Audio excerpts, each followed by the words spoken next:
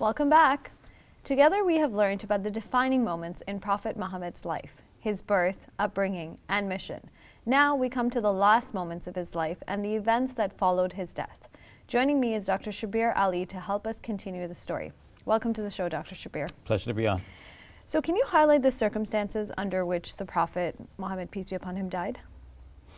Yes, the Prophet, peace be upon him, had migrated to Medina, and he was now living in Medina for the last 10 years. In the 10th year, he made what is now described in our sources as the farewell pilgrimage. And in that pilgrimage, he delivered what we call the farewell sermon, giving some of his final instructions to the Muslim community. It was only a few months after that, on his return to the city of Medina, after having completed the pilgrimage, that he now fell into an illness that led to his death. Can you share a little bit about what this message was in his farewell sermon to the community? Yes, in that message he highlighted several important points. One is that all of the practices of the previous, what is called the days of ignorance, are now abolished, and that includes things like the charging of interest, where creditors would charge compound interest, and poor people having to take loans because they had no means other than this would be further burdened by the interest that they had to pay on the loans. So the Prophet, peace be upon him, canceled that. He said you're allowed to retain your principal, recover your principal, but no interest.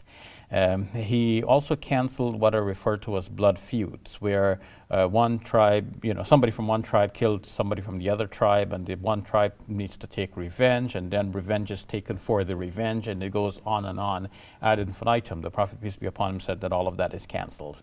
He also emphasized the importance of prayer and the importance of paying close attention to your servants to make sure that they are well fed and clothed and duly rewarded for their service. He stressed the importance of looking after women in particular, to make sure that their rights are being granted and that they are not being abused or ill-treated. And the idea with these messages is that they're applied even today. Many Muslims, regard them very highly, right? Yes. Often what is referred to as the Prophet's last sermon is printed on a sheet of paper and hung on a wall as a constant reminder to Muslims that this is what the Prophet, peace be upon him, taught. Although I should point out that no one book of hadith contains the entire sermon. Bits and pieces have been collated from a variety of books to give us the complete sermon as we have it now. So it's possible that the Prophet, peace be upon him, did not say all of those things all in the one shot as well. It may be that over the period of the pilgrimage, the few days, he said different things at different times, and people remembered this is what he said in the last pilgrimage, and now those are all compiled together to give us what looks to be a continuous and long speech. So after he passed away, how did this impact the community at the time around him? The community was largely in shock, and that shock is represented in the behavior of Omar, a close companion of the Prophet, peace be upon him. He is reported to have avowed that the Prophet, peace be upon him, is not dead. He said the Prophet must have gone to meet his Lord in a manner similar to the fact that Moses had gone to meet his Lord, and the Prophet would come back very shortly, and then he would penalize those people who dared to say that the Prophet, peace be upon him, had died. So Omar thought it to be like a sacrilege to say that the Prophet died. But that was not the only reaction. Another sort of reaction, a calm one, is noted in the composure of Abu Bakr. Abu Bakr, another companion of the Prophet, who happened also to be the Prophet's father-in-law, came. He had been out of the town at the time of the Prophet's death, but he heard the news. He came. He went in to see the Prophet as his body lay still. He kissed his forehead, and he came out to address the people. And he said that whoever worshipped Muhammad should know that Muhammad has died, but whoever worshipped God should know that God is ever living and he does not die. So how did what happened, so now that the Prophet Muhammad, peace be upon him, passed away, obviously he was an instrumental leader within the community. What happened to the Muslim community then? How were the next leaders decided upon? So while the preparations were still being made for the Prophet, peace be upon him, to be buried, some of the companions of the Prophet had gathered to elect or decide on a leader to carry on the mission of the Prophet Muhammad, peace be upon him. There are two aspects of his mission. One is that he was a recipient of divine revelation. The Muslim community generally agrees that that will not continue. But the other aspect of the Prophet's role in the community was as a community leader. He was a governor. And the question then was who would govern the affairs of the city and of the Muslim following more largely. And some of the companions wanted to choose one from among themselves. And these our companions are known as the Ansar, those people who are native to the city of Medina, where the Prophet, peace be upon him, had migrated to.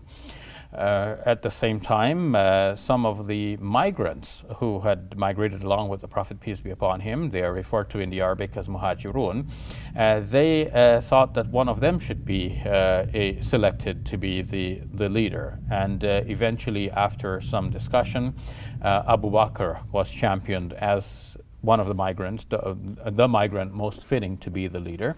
And eventually people came to pledge their allegiance to him, which was a rudimentary manner of expressing their vote to be with Abu Bakr.